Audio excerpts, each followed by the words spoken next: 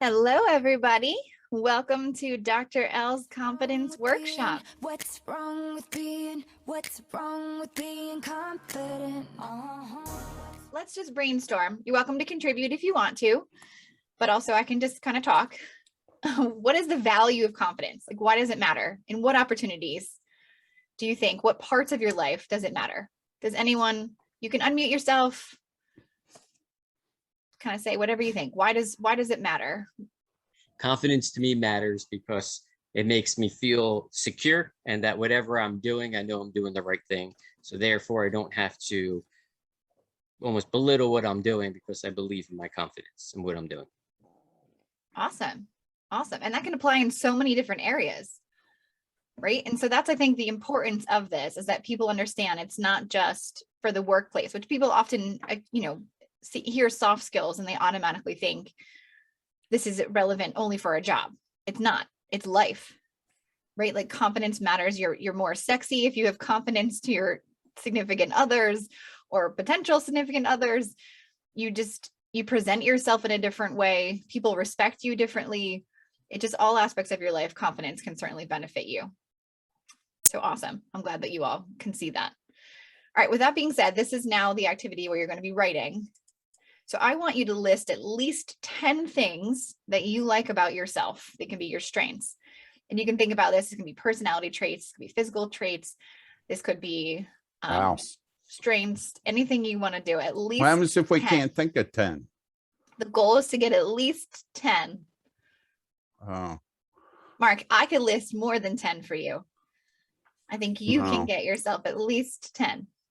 all right. I'm not trying to be a wise guy or anything. I'm just questioning because I see my son is, excuse me, shaking his head at me in disapproval.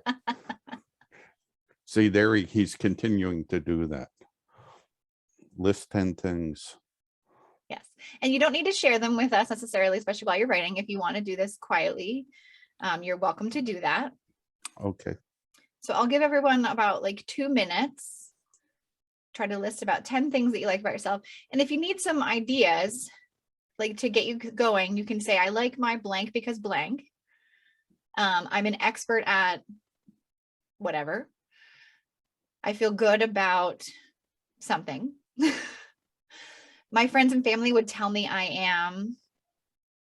My best personality trait is, or these are just some brainstorming suggestions.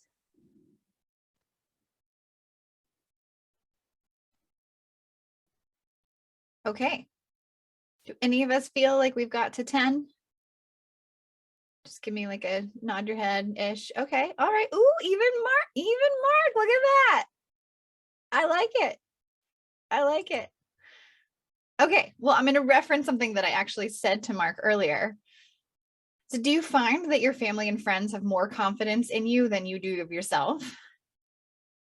Right. You don't have to answer that. You might be like, yeah, maybe, or I'm not sure. Like if there's anyone who knows you in your life and could tell you more than 10 things they like about you or appreciate about you, or that are strengths or skills of yours, and you struggle to come up with 10, that's saying something about your self-confidence, right? That's telling you that like you're not necessarily in line with how other people see you. And so hopefully we can work on that. Now I want you to also think about it as, what if this was like your best friend or your significant other or someone important that means something to you in your life? If they doubted themselves this much, what kind of pep talk would you give them? Right? You'd probably be like, oh my God, I can't believe it. Like, how do you not see what I see? You're incredible. You're fantastic. You're beautiful. You're amazing. You need to get on board with this. Okay, so soon you're going to be able to look in the mirror and give yourself that pep talk. That's the hope. Okay, we're going to jump into why people struggle with confidence. Why are we the people that don't think as much about ourselves than some other people might say about ourselves? Right? What are the reasons? Which I did a live earlier. It's Tuesday. So yesterday I did a Facebook Live and I talked about a couple of the reasons why. Right? One of them is often we might have heard things growing up, and this doesn't necessarily mean while you're a child. This can mean like any part of your life where either people will actually being legitimate haters to you and you started subconsciously believing them, or people just being super critical of you. And sometimes that's even your family. Oftentimes our family are the most critical of us, but they don't necessarily end up realizing like how it might affect us in a negative way, because they're doing it out of love to say like, I know you can be better than this, or I have tools that might be helpful for you, but maybe their delivery might feel a little harsh, or at the time it's not the right thing for us to hear or see. Welcome, Robin. Thanks for joining us. Okay, so this is what we're thinking about. Why do people struggle with confidence? And oftentimes people, while we were growing up, gave us either some constructive feedback or just some unnecessary feedback. And we started believing that in ourselves. Oftentimes it's also nerves, right? We might be about to do something, but we're super nervous about it.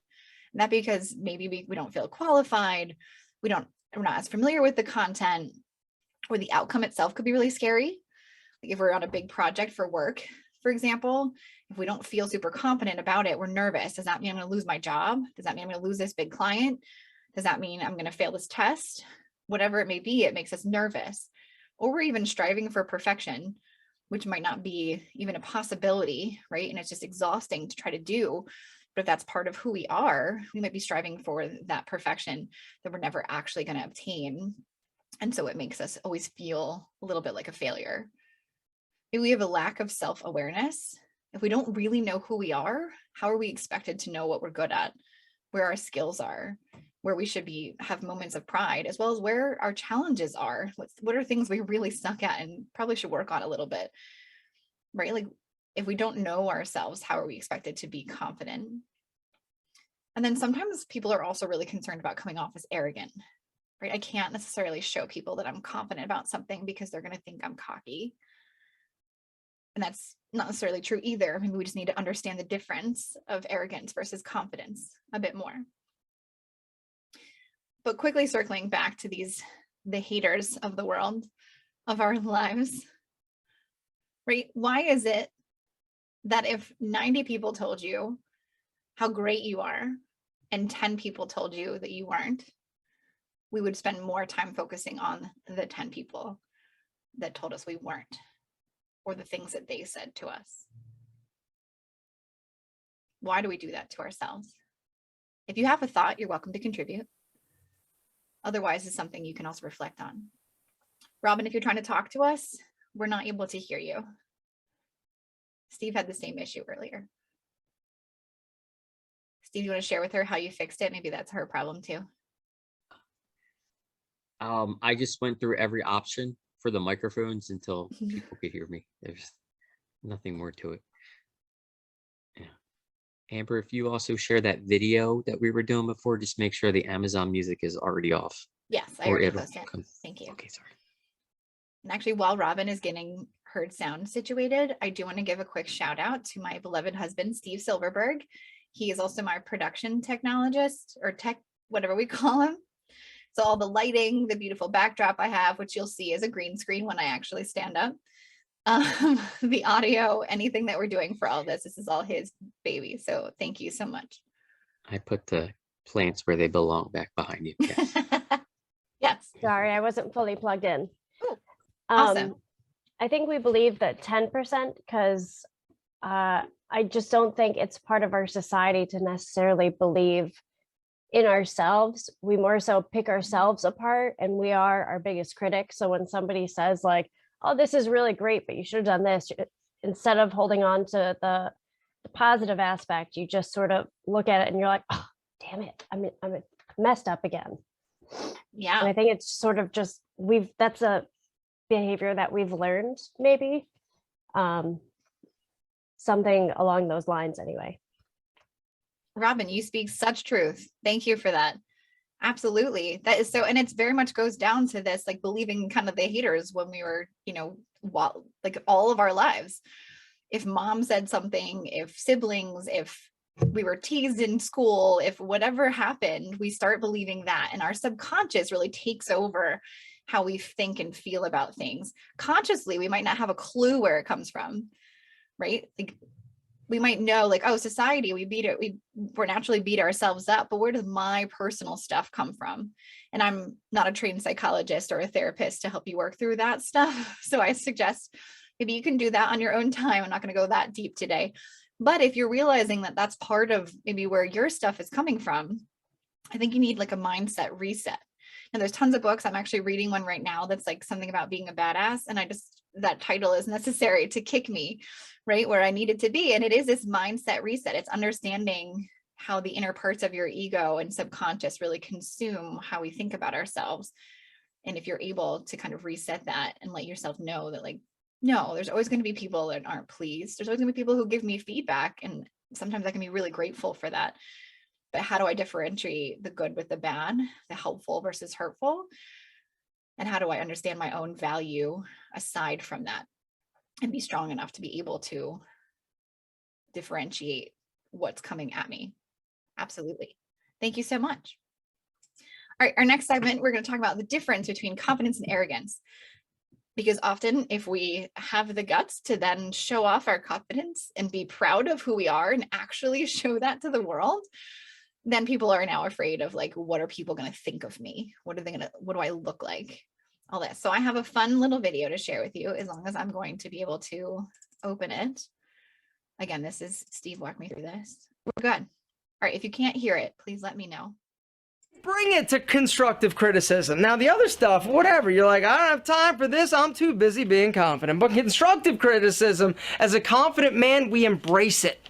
We take it, we analyze it, and we apply it because we are constantly trying to improve ourselves to be the best version of ourselves that we can possibly be. On the flip side, an arrogant person is somebody who is constantly trying to show the world, to convince the world of your social worth and your status. You do this by gloating, by being a jerk a lot of times, because for you, it's all about putting other people down to lift yourself up. An arrogant person does a lot of this. Oh yeah, that is talking, right? Running their big mouth, telling everybody who will listen how awesome they are, right? I'm awesome and you suck. I'm the best. Check me out. Look at me. Whoa, I am super fly and sexy. The confident man doesn't need to tell you how great he is. He's also not going to tear you down. What he's going to do, he's going to lift you up. The confident man inspires others by his actions. Now, we all have arrogant people in our lives or have had them in our lives.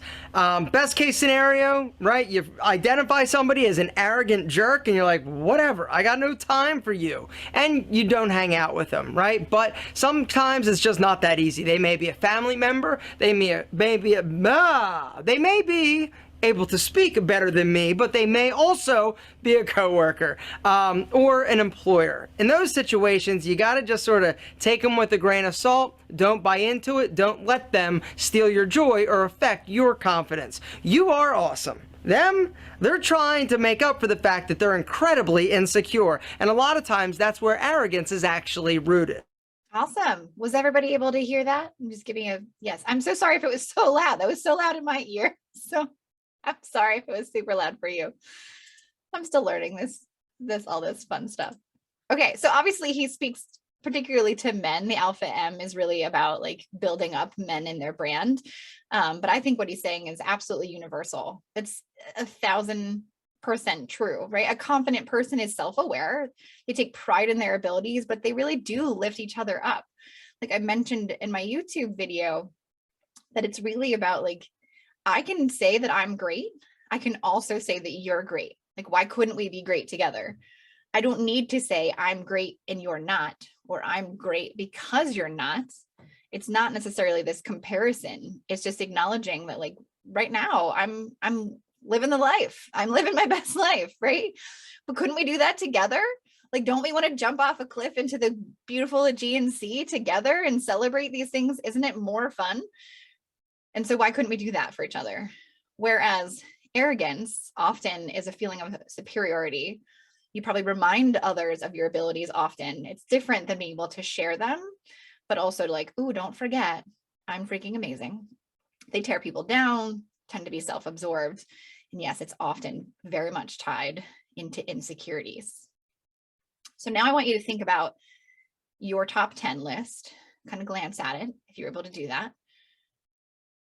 was there anything that maybe you excluded on that list for fear of coming off as arrogant, or because subconsciously you didn't necessarily believe it about yourself, or you're trying to be perfect, and because you're not, shocker, you can't be confident, right? Yeah, I don't know if anyone's surprised by that, but you're not perfect. And I will build you up till you vomit, but I will never acknowledge you're perfect. Yes, Robin. So before you were able to join us, we had everybody write down at least a minimum of 10 things that you like about yourself. So I reference it on occasion, but if you're able to do that now or on your own time, you're welcome to. I'm going to continue going. But again, I know I can write 10 things about you. So hopefully you can also write 10 things you like about yourself. And these could be skills, traits, personality things, physical things, whatever it may be. It's to get you in the mindset of enjoying pieces of you. Okay, so let's talk about insecurities. We said a lot of people come off as arrogant because they're insecure. No, all of us have insecurities. I myself am extremely guilty, often depending on the context or the moment. I'm currently pregnant, so there's a lot of other stuff that comes along with that. So yes, we're all guilty of that. And sometimes it can be a little bit beneficial, right? Sometimes insecurities help keep us a little bit in check to make sure we don't go too far as to being super arrogant when we really have no place to be in that moment, or it gets us to tread a little bit lightly when we're not as sure about a particular moment. So it's not always bad. But if you're riddled with insecurities, and we all know people like this, right? Again, I'm not speaking about you. This is when we're talking about in more general terms. We all know people who are just riddled with insecurities.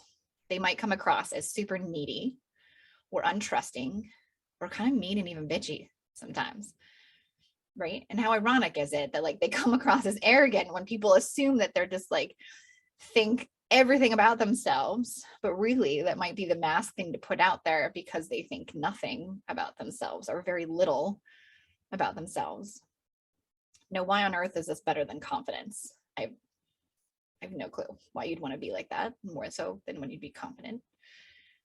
But what people don't necessarily realize is that insecurities, like extreme insecure people, really do affect those around them. They affect so much. Examples of this kind of behavior: people might constantly text or call, right? Don't necessarily understand the boundaries. They might have a need for compliments, validation, or reassurance all the time, like a consistent need for all of this. They might specifically highlight negative self-talk, but more purposely to try to get you to convince them otherwise, right? They might intentionally, well, again, this could be subconscious. They might not even be aware, but they might constantly be talking down about themselves, but in a way that they're kind of searching for compliments. They're searching for you to then say, oh no, you didn't do a bad job. You are the best cook in the world.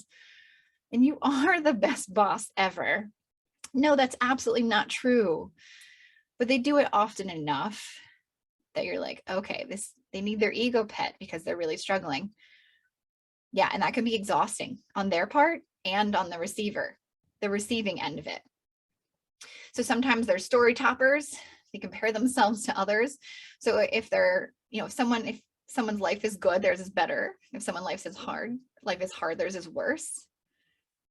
And they might always need you to agree with them. Are there any other examples that you guys can give of things that you've observed in people that are just absolutely riddled with insecurities? I kind of feel like what you said, like when people bring others down, I always kind of think that that's more of a reflection on them than it is on the person that they're bringing down, because it does demonstrate just a high level of insecurity. If you feel good about yourself, you don't feel a need to bring other people down. You want to bring people up. Exactly. Thank you, Emily. That was really insightful. It's absolutely, that's often why these haters hate, right? Because they might be envious, they might be jealous. They're saying, I wish I had that in my life, so I'm going to put you down because clearly it was your fault, which makes no sense at all. But depending on how you take it, right? How you feel about it. And if you're strong enough in yourself, then maybe you're able to see that like, oh, this isn't about me. Okay. It was meant to hurt me, but in reality, that's meant about you. So I'm really sorry for you. Yeah. Sometimes it's hard to see that and identify, especially if you don't know the people as well. Just like, wow, that's Yeah, it's easier unnecessary said at than all. done to have that mentality. Exactly. Exactly. Well, hopefully this conversation can help us a little bit. And actually, that's kind of the next thing I want to ask. So if we know people like this in our lives, it is not our job to fix them, right? They need to be the ones to invest in these books about changing their subconscious mindset.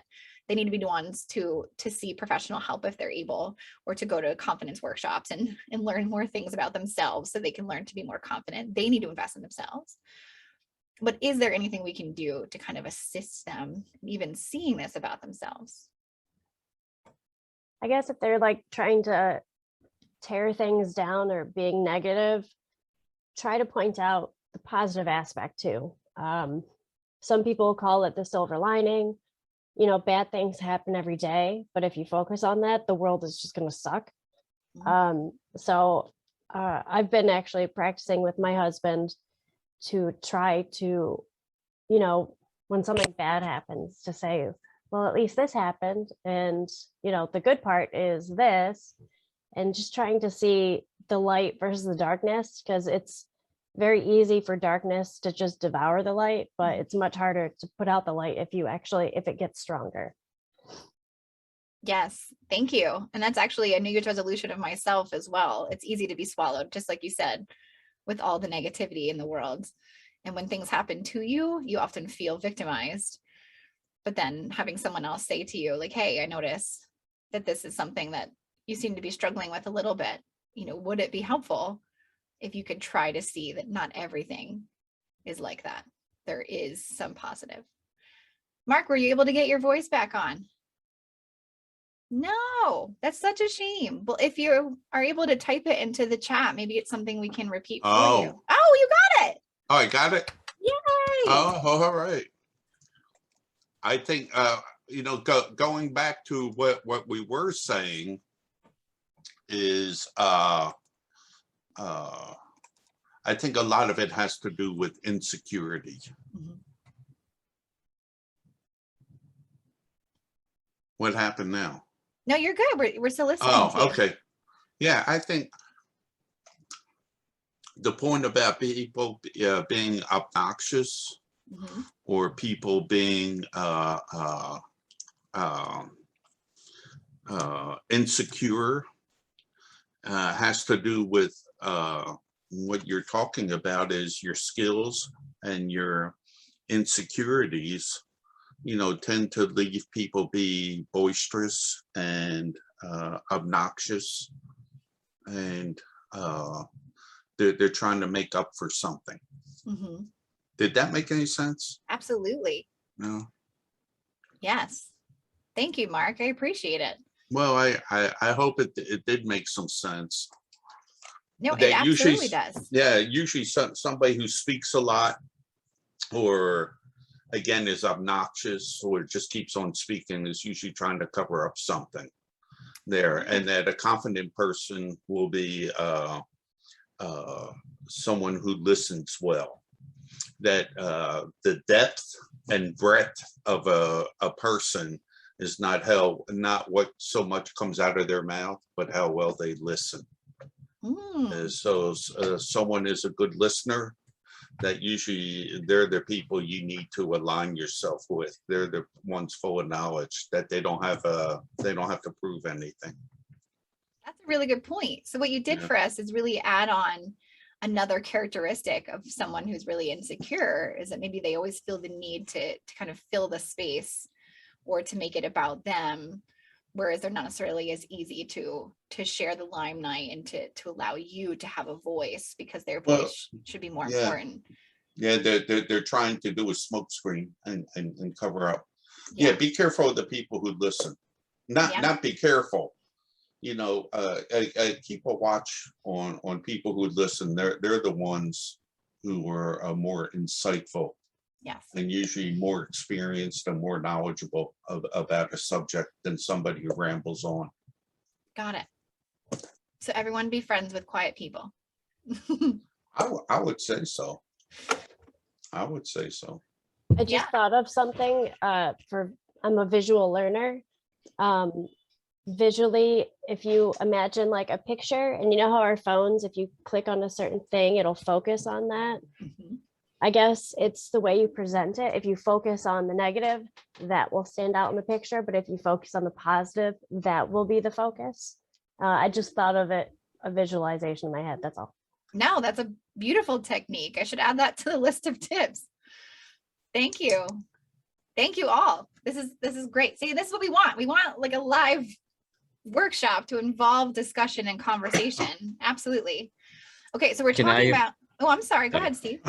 I wanted to say that as we're talking, I don't know if this would be more confidence or arrogance, but what I do during my shows is the quickest laugh is to make fun of myself and do some self-deprecation, because it's the quickest way, not for people to feel sorry for me, but to kind of take that vulnerability and create humor. However, I think what I'm learning is people are like, this dude doesn't really feel confident about himself because he's always doing that, where I think it's just the opposite. yeah, it's I think it's just the opposite. That if you can make fun of yourself and put yourself down in front of a crowd, especially a crowd of strangers, it shows a lot of confidence in yourself and your experience and your technique. A lot of comedians do that. You know, a lot of comedians from Jerry Lewis does like that. Ralphie May is great at that. You know, rest his soul. You know, he always puts himself down as the fat guy. And, you know, I think if you look at it from a different angle, you'll see that these people are full of confidence and what they do, but they also are confident enough to put themselves down. Yeah. And make fun of themselves. Yeah. I think actually you both are making really good points, because there's a fine line, right? That part of my tips at the end of this workshop is to be able to, you know, understand enough about who you are and be able to laugh at yourself. So you should be able to make Yes. jokes about yourself. Absolutely. But there does come a time when maybe there's too much of that. And then it looks like you're searching for people to tell you no, or you're actually just screaming your insecurities out to the world instead. So yeah, I think, yeah, be wary of that. if you go overboard with it, I think you're trying to cover something up. Yes. Yeah, you know, you have to put a limit to it. Sure. Exactly. So yes, be able to laugh at yourself, but not to the point that you're looking for sympathy from others. I think also by pointing that out, I think all of us have been bullied, you know, in school. I think everyone is bullied in their life at some point, but pointing out like where people might think they can go after you and attack you, sort of making fun of yourself ahead of that, sort of takes that power away from them. Yes. Where Very instead of pointing a negative energy at you, you can just smile back and be like, I'm aware. Yeah. And that's okay.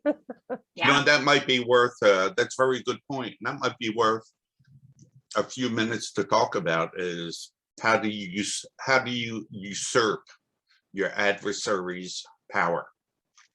How do you take away that power?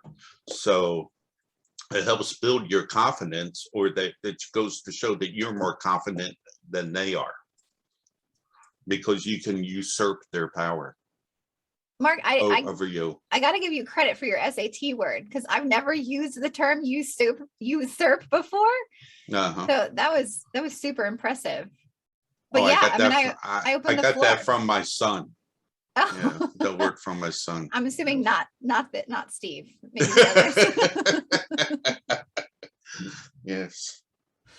But yeah, I mean, you guys are totally right. You know, like often people, there shouldn't be a power struggle, right? If we all are confident, then we're all building each other up. We're all an equal playing field.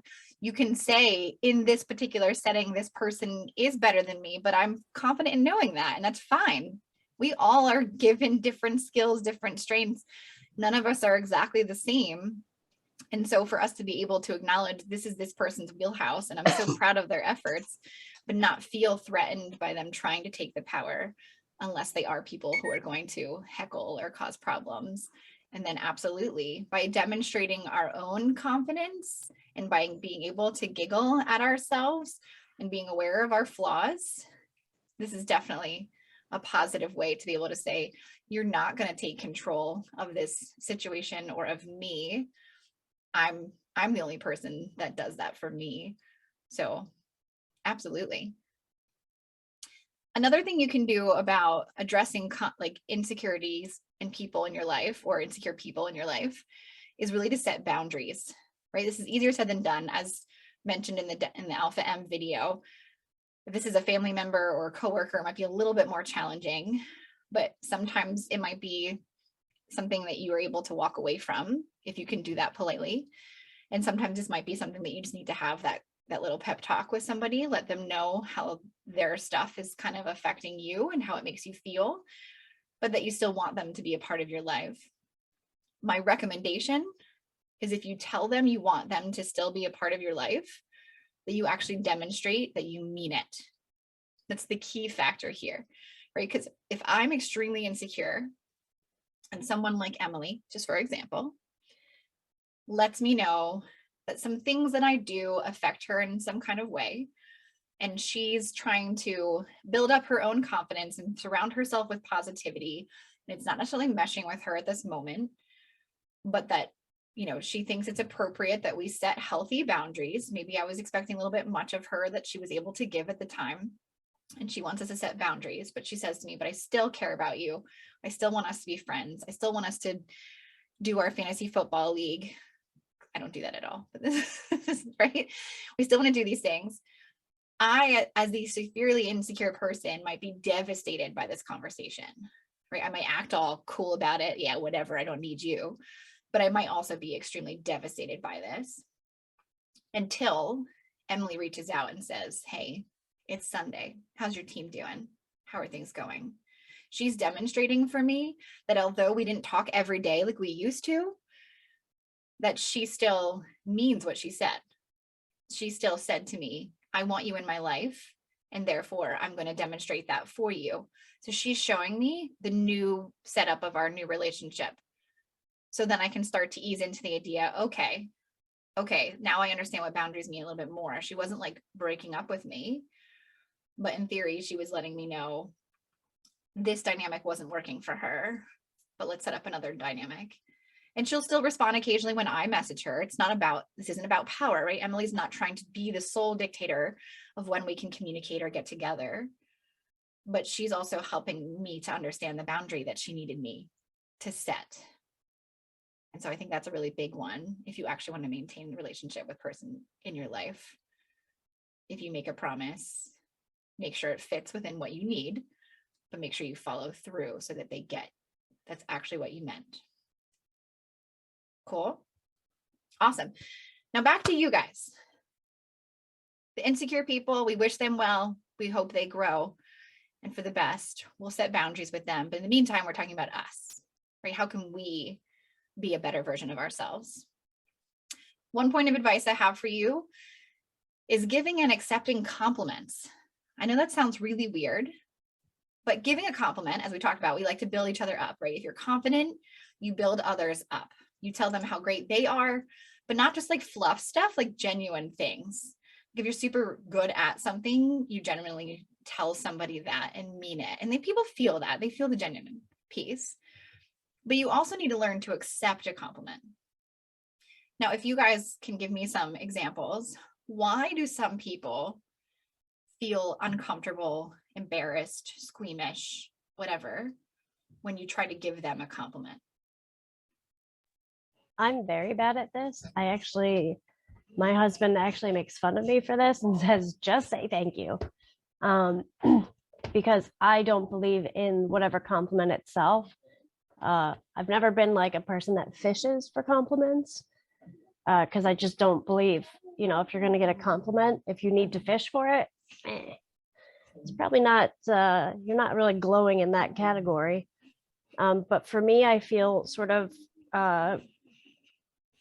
almost just like a jerk for, if he were to say like, oh, you look nice today, for being like, yeah, I look nice.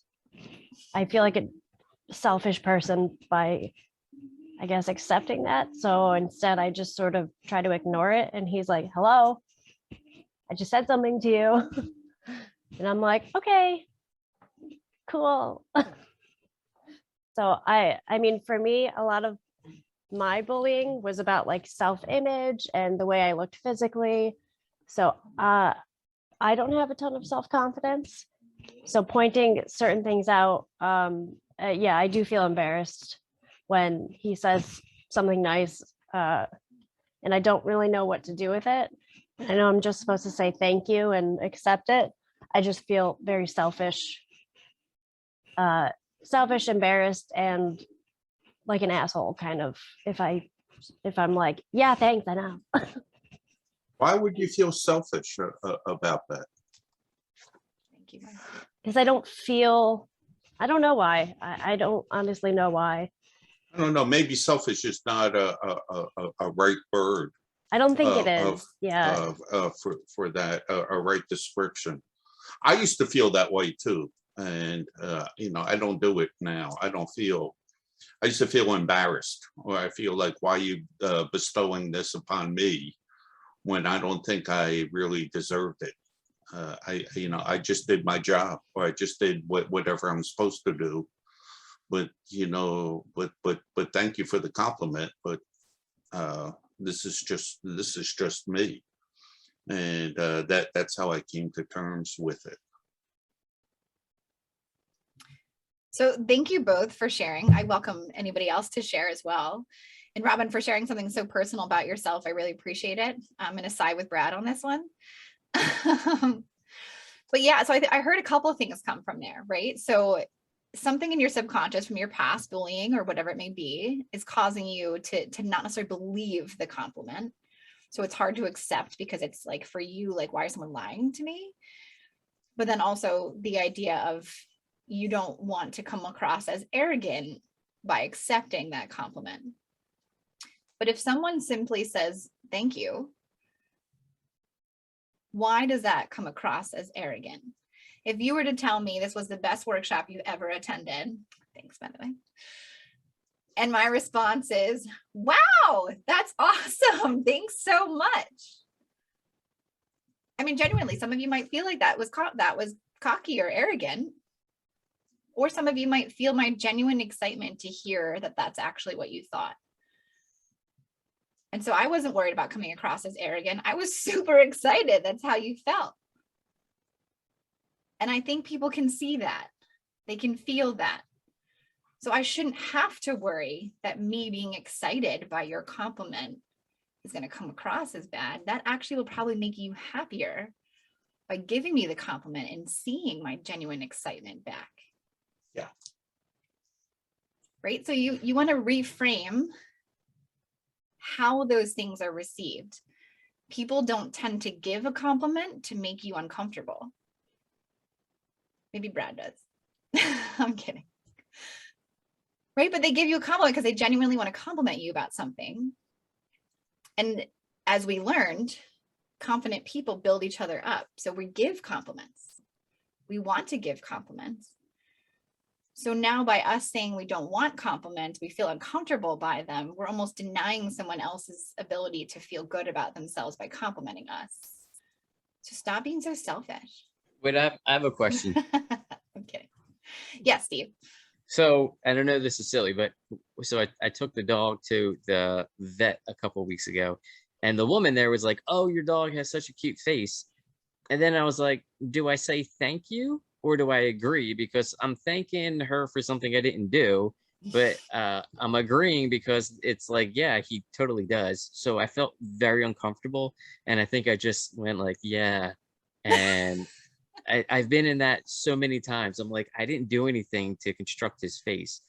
So yes, there are times where I'm just so clueless how to respond. Get used to that, Steve, because they're going to start saying that about your baby, and you can say thank you to that. Yeah. Oh, okay. Yeah. Good. We didn't make the dog's face, but Yeah, there are many ways to respond to that. And I would say, well, thank you. You know, when somebody said, oh, the dog's face is cute or whatever, I'd say, yeah, well, thank you.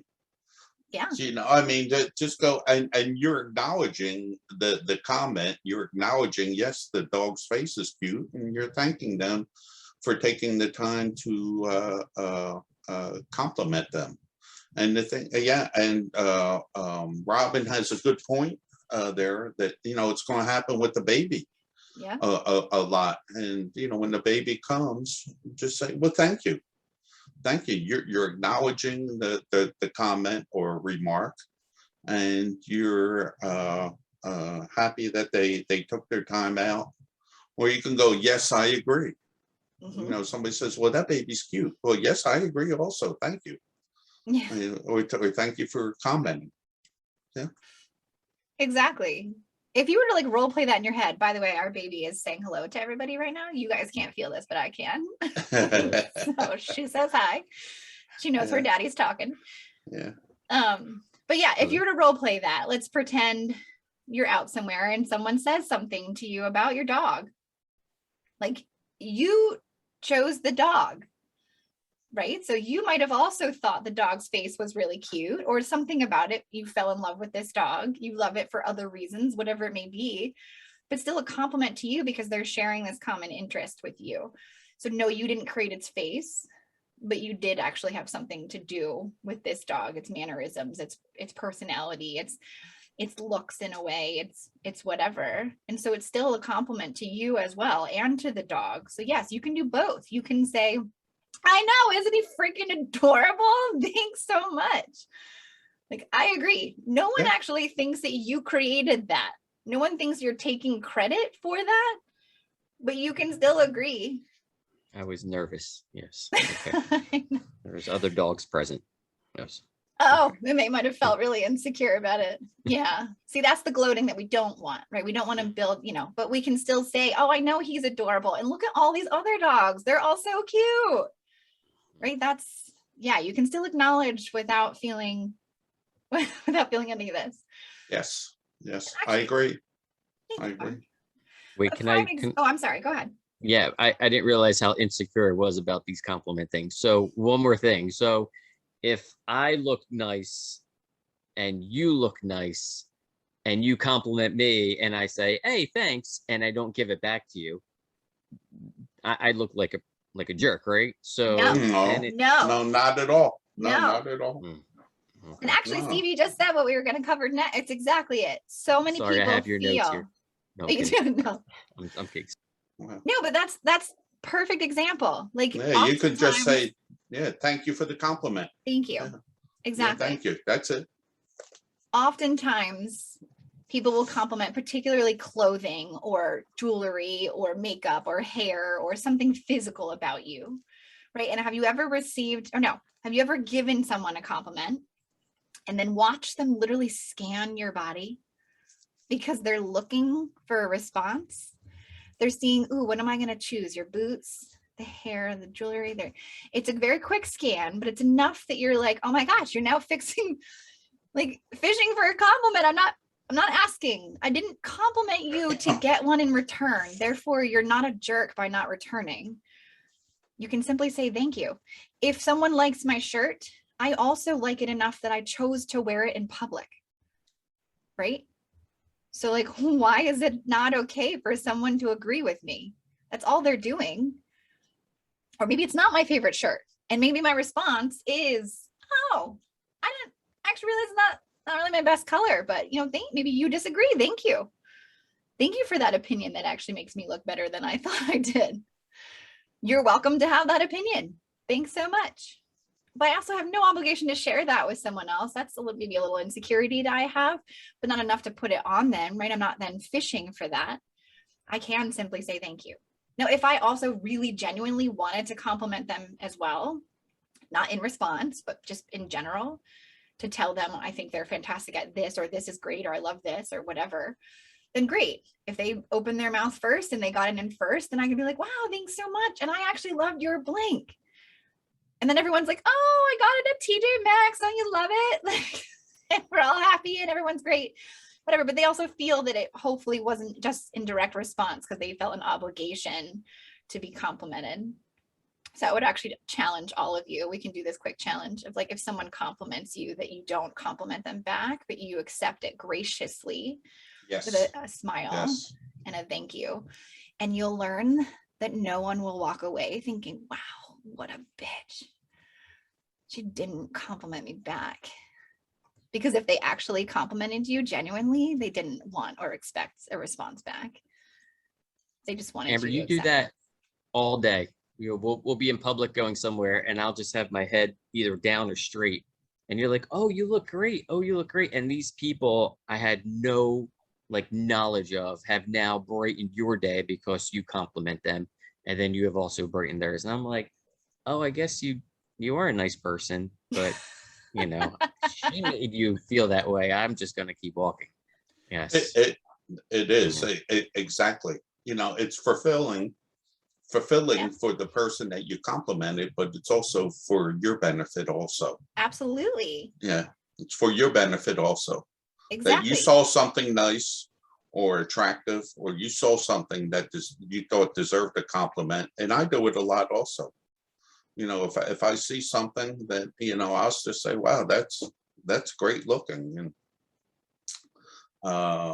yeah, I was in the pet store the other day, and there was a woman come in with a dog who had on baby Crocs.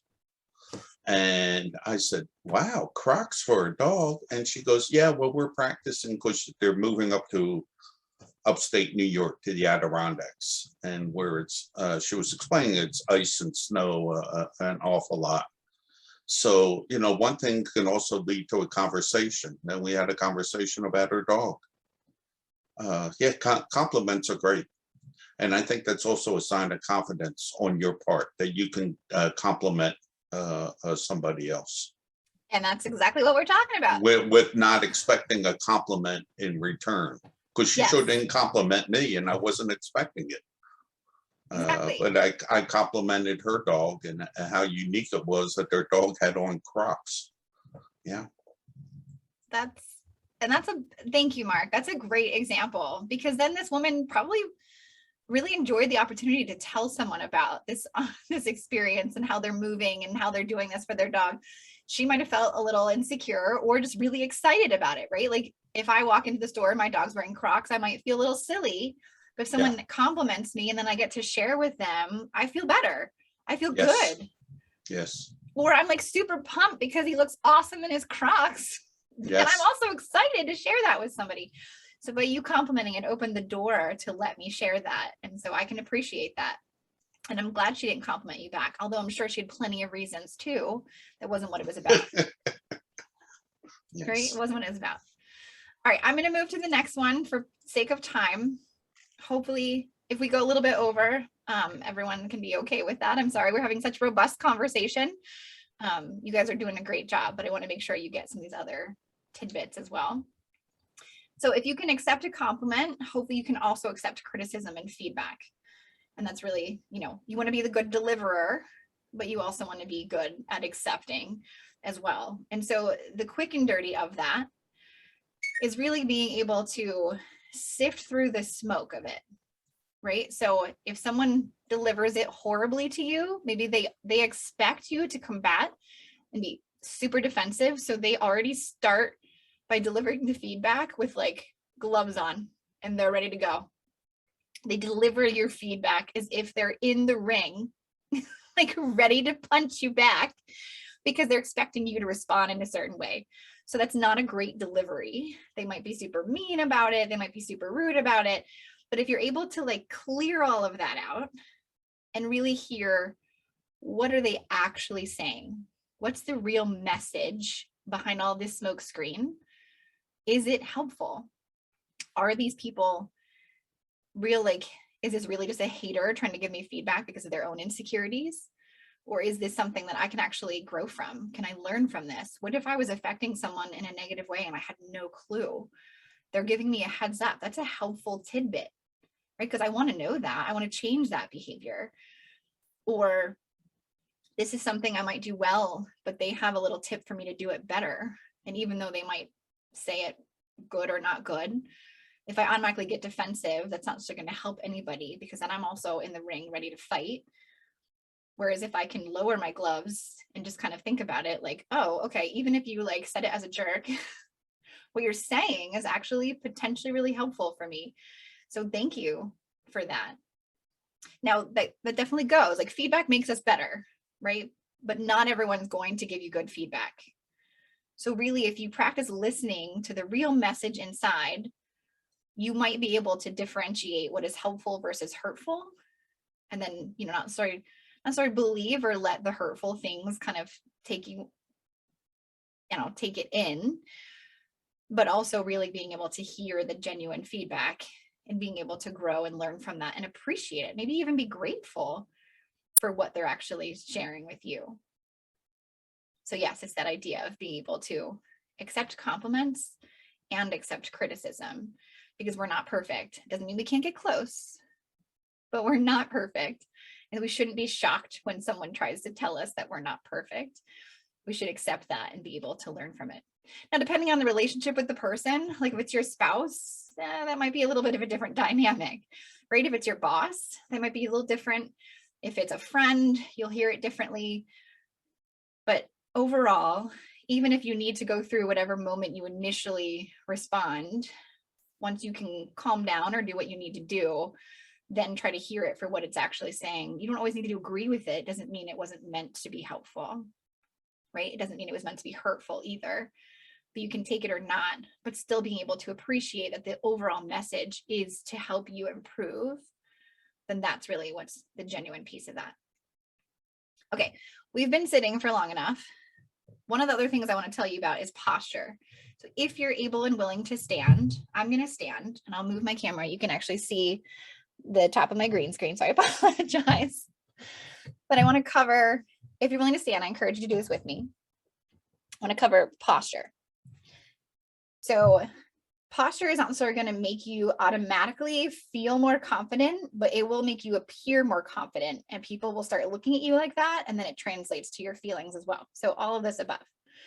So if you, and I'll do kind of a side angle so you can see this, my spine does naturally stick out a little bit right here. So if you see that in me, don't necessarily think it's you, it's also me. But to know you have correct posture, you got to know what it feels like. So if you lift your shoulders up and you roll them back and then roll them down, you feel how that's like a pocket, like your shoulder blades just kind of naturally fell into place. Your chest is a little bit forward, but not enough to be risque. Don't think like that. Your shoulders are a little bit back, but it's right here. Then you want to be cautious of where your head is. Some of us will naturally just push our head forward. So you want to make sure that your head is in line with kind of where your shoulders sit. And so that is correct posture. Another way you can get there is if you were to do like a touchdown position and then just bring your arms straight down, you should feel your shoulders fall into that exact same pocket. And again, your chest is a little forward. Your shoulders are a little bit back. You're standing up straight. That is correct posture. Most of us, this feeling is a little bit unaware, like unfamiliar to us, because we're so used to hunching over at a laptop or at a phone or all of these different things. So we don't do this. Now, if you take 2 seconds and just look up, not like up, but like where you normally would look, smile. Now imagine yourself walking into a room. Maybe you're about to give a TED talk and you're the person about to be announced on stage. You're smiling at everyone, you're making eye contact, maybe you're waving, but you have correct posture.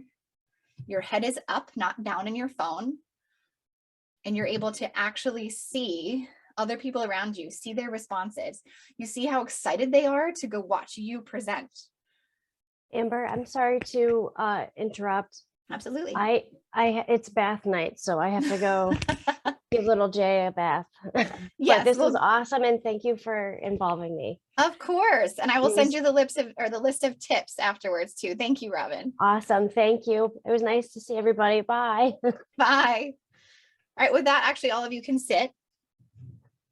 Thank you for doing this demonstration with me. But hopefully you can, oh, and now I'm talking to, okay. Hopefully you all can visualize that, right? You were about to be the presenter at a TED Talk, and you walked in there as they would expect a presenter of a TED Talk to do. You had an error of confidence, people automatically wanted to hear what you had to say. And that's really what it means. And you feel that respect coming from other people because you are commanding respect with your body language. And so this is super helpful if you're going into an interview, if you're going on a date, if you're going to give a TED Talk or any type of presentation, if you're teaching a class, if whatever you're doing, you're able to present yourself with correct posture, you're demonstrating that you have self-confidence and that what you have to say is worthy. Awesome. Thank you for that. Another one is a power pose.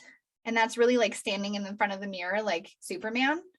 So you have your hands on your hips and you just look at the mirror. I would recommend you actually say affirmations to yourself, like I am worthy, I am beautiful, I am valuable, I am capable, all of these things while staring at yourself in the mirror. And I would challenge you to do it for at least 60 seconds and see if you don't feel slightly different afterwards. The longer you do it, the better. Hell, if you can do it for 10 minutes, that's even better. Right? But I recommend you do that. Okay, so I have a list of tips here that I will actually put in the chat so that you guys can see. Oh, this is just, so in case you wanted to, I think that's how it gets, yeah. In case you want to look at them or follow along or anything, and I'm just going to briefly like run through them. We've talked about all of these things, but these are things that then you can continue to think about, to reflect on, and to work on every day if you'd like.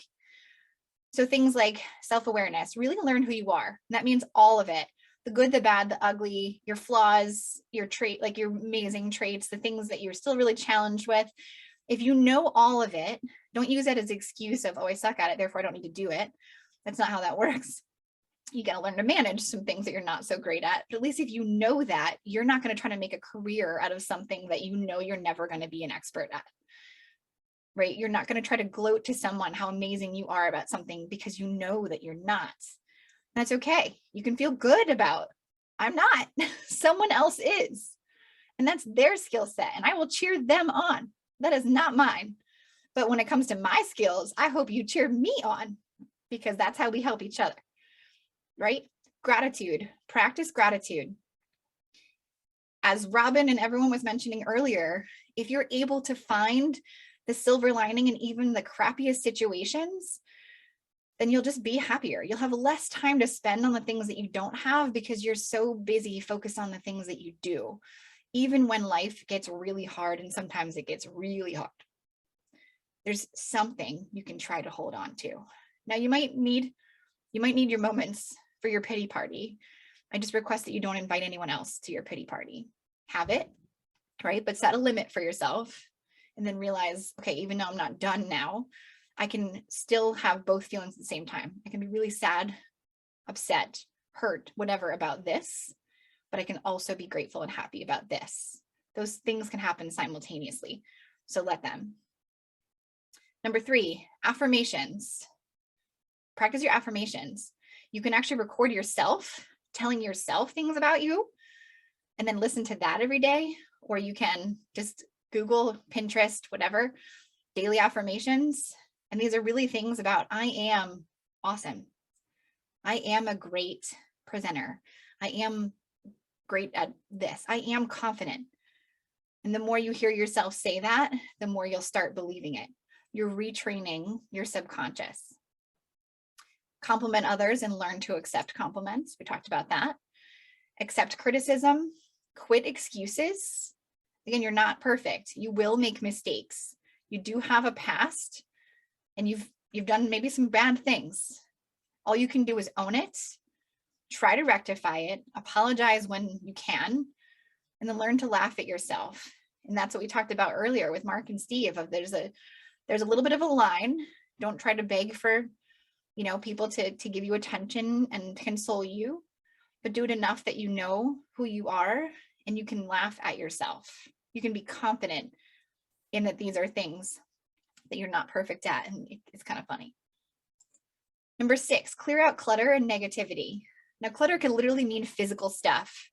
Like if you have a horribly messy desk, which I always was guilty of a messy desk, But the days that you took time to clean it, you do feel this like sense of relief, like clearer set of mind, a better focus. All of that just really helps your confidence because now you can focus on something else. You're not distracted by whatever else is around you. Maybe that's your closet, your home, your office, whatever it may be, your car. And also negativity. Don't surround yourself with negative people, negative things, negative thoughts, right? You need to practice positivity, but also the more negative you surround yourself with, the more you start embodying that mindset as well. And that includes negative people. Now we talked about setting boundaries, maybe getting rid of some people that aren't necessarily as positive or really severely insecure. And so this is an opportunity to help you grow by kind of getting rid of some of that. Number 7, stop comparing yourself to others. And I literally mean, I'm going to repeat it. Stop comparing yourself to others. Someone will always do something before you, and that's okay. They didn't necessarily do it so that it was before you, right? People don't choose to get married so they can get married before you. People don't choose to have a child because they did it before you. They don't choose to take this job solely because they knew you wanted it, therefore they got it. They choose what they choose because it fits their life at that time. Or maybe it's not even great timing for their life. So why are you spending all your energy and time so jealous of them when they wouldn't even be jealous of them? Right? But all you're seeing is these positive things. Social media is the worst culprit for allowing you to do this. But rightfully so, it celebrates the milestones in people's life. We should be able to be happy for them, even if we're envious. I can still say, I want that for myself, but I'm really happy that you got it too. But there's plenty of things in my life that other people would be jealous about. So how do I have the nerve to then say that I'm super jealous of everybody else and I wish my life was like theirs? That does nobody any good. If I can use it to motivate myself, great. Otherwise, it's not helping anybody. The next one, avoid self-doubt. Friends of mine told me this actually. Name your inner mean girl and kick her out, right? We all know the Reginas of the world. Sometimes it's us. If we're the reason we can't accept a compliment, if we're the reason that we can't go for that job, if we're the reason that we don't believe in ourselves because of whatever happened, name it.